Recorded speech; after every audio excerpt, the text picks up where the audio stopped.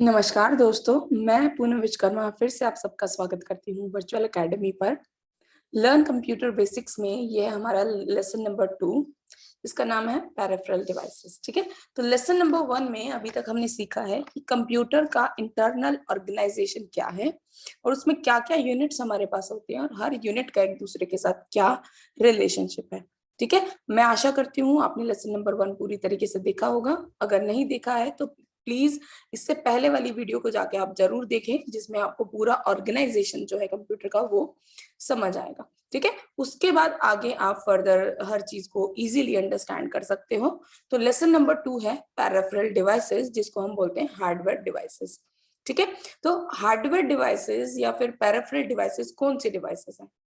वो डिवाइस देखिए, कंप्यूटर के जो पार्ट्स हैं वो दो कैटेगरी में है। एक है हमारी हार्डवेयर चीजें और एक है हमारी सॉफ्टवेयर प्रोग्राम्स। ठीक है, तो हार्डवेयर वो और चीजें जो कि हार्ड हैं, जो कि प्रेजेंट करती हैं, जो कि एग्जिस्ट करती हैं, जो कि टेंजिबल हैं, जिनका कुछ शेप है, जिनका कुछ वेट है, जिनका कुछ साइज है ना। तो वो सारी चीजें जो टचेबल हैं, जिसको हम टच कर सकते हैं, छू सकते हैं, देख सकते हैं, यूज कर सकते हैं, तो वो सारी चीजें आती हैं पेरिफेरल्स में, हार्डवेयर डिवाइसेस में। और कुछ अब इस हार्डवेयर मशीन को चलाने के लिए, एग्जीक्यूट कराने के लिए हमें कुछ सॉफ्टवेयर प्रोग्राम्स की जरूरत होती है, जो इससे आगे आने वाले लेसन में हम पढ़ेंगे, लेसन नंबर 3 में, कि सॉफ्टवेयर क्या होता है। तो आइए देखते हैं पेरिफेरल डिवाइसेस के बारे में। सबसे पहले मैंने यहाँ पे लिखा है कम्युनिकेशन मीडिया। ठीक है, तो या फिर आप बोले इसको मीडियम, कम्युनिकेशन मीडियम। अब कंप्यूटर डिवाइस जो है क्या, वो एक इलेक्ट्रॉनिक डिवाइस है जो कम्युनिकेशन के लिए भी हम यूज कर सकते हैं। ठीक है, तो ऑन होल मैं बात कर रही हूँ कि कम्युनिकेशन क्या होता है। आप अपने विचार, अपनी धारणाएं, अपनी फीलिंग्स किसी दूसरे को अगर एक्सप्रेस करना चाहो, समझाना चाहो, बोलना चाहो, तो उस चीज को, उस प्रोसेस को हम क्या बोलते हैं? कम्युनिकेशन। ठीक है, तो उस कम्युनिकेशन की पॉसिबिलिटी, मतलब कम्युनिकेशन को परफॉर्म करने के लिए, कम्युनिकेशन के लिए किस किस तरीके से कम्युनिकेशन किया जा सकता है। एक है टेक्सचुअल कम्युनिकेशन, कि आप लेटर लिख के या रिटन कुछ भी चीज सामने वाले को प्रोवाइड करोगे और उसको वो रीड करके आपकी जो भी आप बात बोलना चाहते हो, जो भी मैसेज आप देना चाहते हो, वो उन तक पहुंच जाएगा। तो एक मीडियम क्या है हमारे कम्युनिकेशन का, जिसको हम बोलते हैं टेक्स्ट। नेक्स्ट क्या है हमारे पास? ऑडियो, कि आप बोलोगे, सामने वाला सुनेगा। ठीक है, तो ऑडियो कम्युनिकेशन। एक चीज जो है हमारी, वो क्या है? Audio, sorry, video. ना वीडियो क्या है? वीडियो क्या है? वीडियो है हमारा जिसको हम बोलते हैं इमेज और ऑडियो का कॉम्बिनेशन। तो कोई नहीं, मैं यहाँ पे एक चीज और ऐड कर देती हूँ जिसको हम बोलते हैं इमेज। ऑब्वियसली इमेज के जरिए भी बात को बोला जा सकता है, कि आप कुछ इमेज है या कुछ ड्राइंग है या कुछ चीजें बना के, या आप बोलो कि हम इशारों से जो बोलते हैं, तो वो भी एक तरीके से इमेज में ही आता है। कि आप जो लोग हैं जो सुन नहीं पाते, तो उनको क्या है, हम साइन लैंग्वेज होती है उनकी कम्युनिकेशन की, so that is also medium, है ना, जिसको मैं इमेज फॉर्म में लेना चाहूंगी। ठीक है, तो textual communication, audio communication, image communication and video. अब वीडियो क्या है? वीडियो इन दोनों चीजों का कॉम्बिनेशन है, जिसमें ऑडियो और इमेज साथ साथ रहता है। ठीक है, तो आइए बात करते हैं हम सबसे पहले डिवाइस का, इनपुट डिवाइस का। मैंने कम्युनिकेशन मीडिया इसलिए बताया है क्योंकि हर तरीके की डिवाइस, चाहे वो इनपुट है चाहे वो आउटपुट है, उसमें चारों तरीके की डिवाइसेस की हम बात करेंगे। कि अगर हमें टेक्सचुअल इनपुट देना हो या टेक्सचुअल आउटपुट लेना हो, हमें ऑडियो इनपुट देना हो या ऑडियो आउटपुट लेना हो, image input, image output, video input और वीडियो आउटपुट। ठीक है, तो हर चीज के लिए एक सेपरेट सेपरेट डिवाइस बनी हुई है, तो उन डिवाइसेस को हम देखेंगे। फिर बात करते हैं हम मेमोरी की। अब मेमोरी में आप देखोगे मैंने दो कैटेगरी बनाई है, जिसका है internal memory and external memory. अब इंटरनल मेमोरी क्या है? वो मेमोरी जो कंप्यूटर की अपनी है, जो कि लास्ट सेशन में मैंने बताया था आप लोगों को, कि कंप्यूटर के अंदर एक मेमोरी होती है जो उसके प्रोसेसिंग के लिए हेल्पफुल होती है, जिसको हम बोलते हैं कंप्यूटर्स मेमोरी, प्रोसेसिंग मेमोरी। ठीक है, नेक्स्ट इज एक्सटर्नल मेमोरी। ठीक है, इंटरनल एंड एक्सटर्नल। ठीक है, उसके बाद है सेंट्रल प्रोसेसिंग यूनिट, जो हमारा मेन प्रोसेसर है, जिसमें दो पार्ट होते हैं, जो लास्ट सेशन में आपने देखा होगा। Control unit and arithmetic logic unit, ठीक है। तो arithmetic logic unit is the main processor जो मेन प्रोसेसिंग करता है, ठीक है। उसके बाद कंट्रोल यूनिट, अब कंट्रोल यूनिट का काम मैंने लास्ट में आपको समझाया था लास्ट लेसन में कि हर यूनिट के बीच में कोऑर्डिनेशन बनाना, उनको सुपरवाइज करना, कब क्या काम होना है कब क्या काम नहीं होना है, ठीक है। तो उसको देखना किसका काम है, कंट्रोल यूनिट का, ठीक है। तो चलिए आइए हम देखते हैं, लिंक में मैंने पीडीएफ दिया हुआ है, वहां से आप थोरली उसको देख सकते हैं, लेकिन मैं आपको डायरेक्टली हर चीज को दिखाना चाहूंगी कि क्या चीज कैसे दिखती है और वो कैसे परफॉर्म करती है, ठीक है।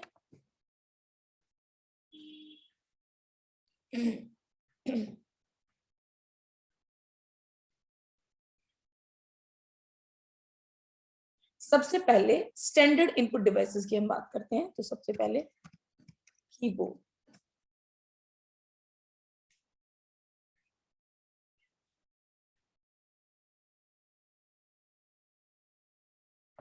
ओके। कीबोर्ड टेक्सचुअल इनपुट अगर आपको देना है, कंप्यूटर में कुछ टेक्स्ट इनपुट करना है, तो उसके लिए आप एक कीबोर्ड यूज करेंगे, जिसमें हमारे स्टैंडर्ड जो कीज है वो है 101, पीडीएफ लिंक में दिया गया है, आप वहां से देखोगे, फिर इसका आप वहां से देख सकते हैं। तो 101 कीज है जो हमारी स्टैंडर्ड कीज है, जो कि आप यहाँ पे देख सकते हो, ठीक है। तो बीच में आपके पास कुछ अल्फाबेट कीज है, ऊपर न्यूमेरिक कीपैड है, ऊपर फंक्शनल कीज है, escape, caps lock, shift, control, ये स्पेशल पर्पस कीज होती हैं जो यहाँ पे है स्पेशल पर्पस। इधर सेपरेट हमें एक न्यूमेरिक कीपैड मिलता है, जिससे यहाँ पे आप इजीली नहीं यूज कर सकते। तो न्यूमेरिक जो भी कैलकुलेशंस होती हैं, जैसे कि कैलकुलेटर यूज करना है, तो आप यहाँ से डायरेक्टली उसको यूज करोगे, ठीक है। तो इस कीपैड को यूज करने के लिए NL जो नम लोक है उसको आपको प्रेस करना होगा, जहां से ऊपर एक लाइट ब्लिंक होगा, जिसके बाद आप इसको यूज कर सकते हैं, ठीक है। ओके, तो इन सभी कीज को कैसे यूज करना है, कैसे इनको परफॉर्म करना है, तो उसके लिए मैं आपको एक वेबसाइट का लिंक देती हूँ डिस्क्रिप्शन बॉक्स में, जहां से एक सॉफ्टवेयर है टाइपिंग ट्यूटर, आप उसको डाउनलोड करके अच्छे से प्रैक्टिस कर सकते हैं इन अ गेम फॉर्म, है ना, गेम फॉर्म में। तो हर की आप उससे फैमिलियर हो सकते हैं, ठीक है। तो टेक्सचुअल इनपुट के लिए हम क्या यूज करेंगे, कीबोर्ड। नेक्स्ट एक स्टैंडर्ड डिवाइस है जिसको हम बोलते हैं माउस, है ना। तो विंडोज क्या है, विंडोज जो मोस्टली ऑपरेटिंग सिस्टम यूज करते हैं, विंडोज एक ग्राफिकल यूजर इंटरफेस है कि हर चीज इमेज फॉर्म में हमें दिखाई देती है।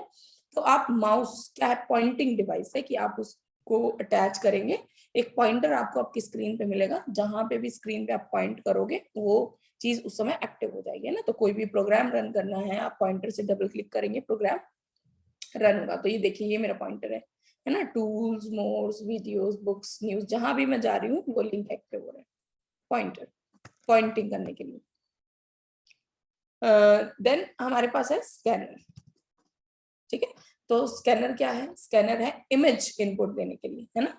तो इमेज इनपुट देने के लिए हम क्या यूज करेंगे, स्कैनर। कि आपका कोई पेपर है, कोई फोटो है, आप इसके ऊपर उसको रखोगे, ये एक लेजर लाइट होता है इसके अंदर, वो उसको स्कैन करेगा और एज इट इज स्कैन करके कंप्यूटर की मेमोरी में फीड कर देगा, जिसके आप कितनी भी कॉपी चाहो उतना कॉपी आप कर सकते हो। तो डिजिटल फॉर्मेट में आपके फोटोज को, आपके डॉक्यूमेंट्स को सेव करने के लिए, इमेज फॉर्मेट में सेव करने के लिए हमारे पास होता है स्कैनर। अब स्कैनर कई तरीके के होते हैं, जैसे कि आप देखोगे सुपरमार्केट में जो बिल्स को, बार कोड को स्कैन करता है, जो स्मार्ट कार्ड को स्कैन करता है, जो एटीएम मशीन है, that is also kind of scanner, जो आपके डेबिट क्रेडिट कार्ड को स्कैन करता है ना। तो हर चीज जो डिजिटल डॉक्यूमेंट्स को स्कैन करती है वो एक स्कैनर है ना। आप ऑप्टिकल मार्क रीडर देखो, जो कि OMR शीट्स को रीड करता है, ठीक है। तो ये OMR हो गया हमारा, जो इन डॉट्स को रीड करेगा। एक हमारे पास OCR भी होता है, जो ऑप्टिकल कैरेक्टर रिकग्नाइजर या रीडर है। जो टेक्स्ट आपके पास प्रिंटेड है, अगर आप उसको एडिट करना चाहते हो, तो इस डिवाइस की हेल्प से आप उसको स्कैन करके कंप्यूटर में टेक्सचुअल फॉर्मेट में फीड कर सकते हो और उसको एडिट कर सकते हो, ठीक है। MICR एक बैंक चेक जो होते हैं उसके नीचे एक सीक्रेट कोड, एक MICR कोड होता है, उसको रीड करने के लिए MICR हम यूज करते हैं, ठीक है। तो जैसे मेट्रो में एंट्री गेट्स पे कार्ड स्कैन कराते हो आप, that is also a reader, है ना, वो भी एक स्कैनर है, type of scanner. Image input दे दिया हमने। उसके बाद डिजिटल कैमरा, है ना, digital camera is also to give image input. Image input आप दे सकते हो क्लिक करके, ठीक है। अच्छा, वीडियो है ना, सेम कैमरा आप यूज करोगे वीडियो इनपुट के लिए, ठीक है, तो सारी चीजें हो गई हमारी। टेक्स्ट के लिए हम कीबोर्ड यूज करेंगे, पॉइंटिंग के लिए हम माउस यूज करेंगे, इमेज इनपुट्स के लिए हम स्कैनर और डिजिटल कैमरा यूज करेंगे, और यही डिजिटल कैमरा हम वीडियो इनपुट के लिए यूज करेंगे। ठीक है, तो चलिए अब बात करते हैं आउटपुट डिवाइसेस की। इनपुट हमने दे दिया कंप्यूटर को, उसने उसे प्रोसेस कर दिया, अब हमें उसको यूजर को प्रोसेस करने के बाद शो करना है। ठीक है, तो सबसे स्टैंडर्ड जो डिवाइस है हमारी वो क्या है, मॉनिटर। ठीक है, मॉनिटर। पहले समय में मॉनिटर होता था इस तरीके से, ओल्ड लिखा भी हुआ यहाँ पे, जो पीछे सीआरटी ट्यूब के साथ हमें मिलता था, हैवी होता था, इलेक्ट्रिसिटी कंजप्शन बहुत ज्यादा होता था, पोर्टेबिलिटी नहीं थी उसके अंदर, है तो ये भी नहीं, पर इसको हम इजीली कैरी मतलब उठाना चाहें तो उठा सकते हैं, बट ये बहुत हैवी होता था। तो ये है सीआरटी मॉनिटर। उसके बाद हमारे पास आया एलसीडी मॉनिटर, जिसमें कि लिक्विड क्रिस्टल एक से बना हुआ एक स्क्रीन होता है, ठीक है, जिसमें थिन होता है, बहुत पतला होता है, लाइट वेट होता है। ठीक है, तो उसके बाद हमारे पास आया एलईडी, है ना, तो एलसीडी देखिए, एलसीडी, एलसीडी सेम है, कोई डिफरेंस नहीं है एलसीडी और एलईडी में।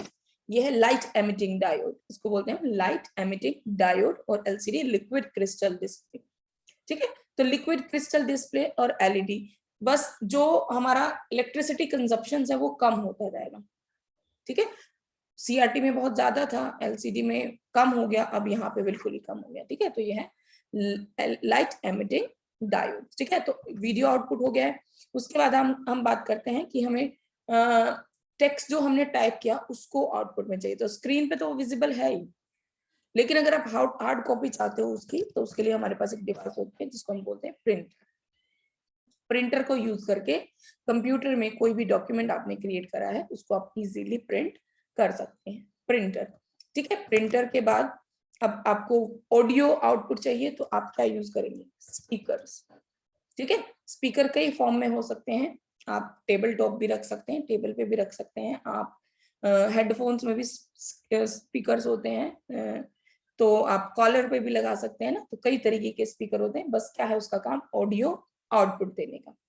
ठीक है, speaker, speaker, printer and monitor, तीन ऐसी डिवाइस है हमारे पास जो हर मोड का जो भी चीज है आपके पास उसका आउटपुट हमें प्रोवाइड करेंगे। ठीक है, अब बात करते हैं हम अपनी मेमोरी की। तो सबसे पहले प्राइमरी मेमोरी, कंप्यूटर की मेमोरी, प्रोसेसर की मेमोरी, वो दो डिवाइस है हमारे पास। एक तो है हमारे पास रैम, कभी भी आप मोबाइल फोन परचेज करते हो या कोई कंप्यूटर या लैपटॉप परचेज करते हो, सबसे पहली चीज जो हम देखते हैं वो प्रोसेसर, कौन सा प्रोसेसर है, और उसके बाद क्या रैम है, कितना रैम है। तो जितना ज्यादा रैम होगा उतना फास्ट आपका कंप्यूटर काम करेगा। तो ये रैम चिप्स हैं, जो ये मदरबोर्ड है, जो पैनल है हमारा सीपीयू, उसके अंदर एक ट्रे जैसा होता है जिसको मदरबोर्ड बोलते हैं, पूरा मदर है वो, हर डिवाइस उसके ऊपर प्रेजेंट है, हर डिवाइस उसके ऊपर कनेक्टेड है। तो रैम हम वहीं पे लगाएंगे, तो ये हमारी रैंडम एक्सेस मेमोरी है। ठीक है, जो प्रोसेसिंग के टाइम पे यूज होती है, जिसमें हमेशा डेटा प्रेजेंट रहेगा अगर आप कुछ भी डेटा प्रोसेस करते हैं तो। ठीक है, फिर हमारे पास रोम होता है, वो हम नेक्स्ट लेसन में मैं इसको पूरा अच्छे से एक्सप्लेन करूंगी, लेकिन आप अभी देख लो कि ये हमारा रोम है, read only memory, read only, हम इसमें राइट नहीं करते हैं कभी, ये इससे बस डेटा को हम क्या करते हैं, रीड करते हैं, तो रीड ओनली मेमोरी। ठीक है, तो ये दोनों मेमोरी हैं जो हमारी प्राइमरी मेमोरी की कैटेगरी में आती है, जिनको हम एक्सेस नहीं कर सकते, वो कंप्यूटर के लिए है, डिवाइस के लिए है। फिर हम बात करते हैं हमारी मेमोरी की, जो कि है हार्ड डिस्क ना। हार्ड डिस्क है हमारी, तो हार्ड डिस्क में आप अगर ज्यादा डेटा स्टोर करना चाहते हो तो हार्ड डिस्क हमेशा रहती है कंप्यूटर में, हम उसको इंक्रीज भी करा सकते हैं कि वो वाला आप हटा के दूसरा लगवाओ, है ना। देखिए 500 GB का स्पेस है इसका, जितना ज्यादा आप बढ़ाना चाहो आप बढ़ा सकते हो। ये जो है थोड़ा सा दिखने में सुंदर लग रहा है, तो ये एक्सटर्नल हार्ड डिस्क है, कि आपको ये हार्ड डिस्क में पूरा कंटेंट नहीं आ रहा है तो उसका बैकअप आप इसमें लेके अपने सेफ में रख सकते हो और उसको दोबारा यूज कर सकते हो, है ना। तो ये एक्सटर्नल हार्ड डिस्क है, बाहर से ही कनेक्ट होगा, बाहर से ही डेटा कॉपी होगा। ठीक है, हार्ड डिस्क के बाद फ्लॉपी, जो आजकल प्रेजेंट नहीं है ना। फ्लॉपी डिस्क भी बहुत छोटा स्पेस होता था इनका और ड्यूरेबिलिटी भी नहीं थी, तो इसके लिए इनको रिप्लेस कर दिया गया floppy pen drive. External devices हैं सभी जो हम लोग एक्सेस करेंगे अपने पर्पज से, पेन ड्राइव।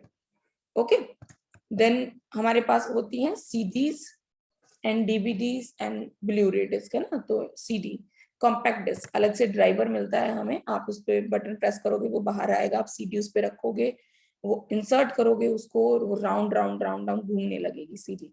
एक लेजर लाइट होता है, उसके ऊपर आप रीडर को ओपन करके कहीं कभी देखो, वहां पे एक बल्ब टाइप का है और उसी से लेजर लाइट आता है जो उस पे जैसे जैसे स्पिन करेगी वैसे वैसे वो उस पे से डेटा को रीड करता है।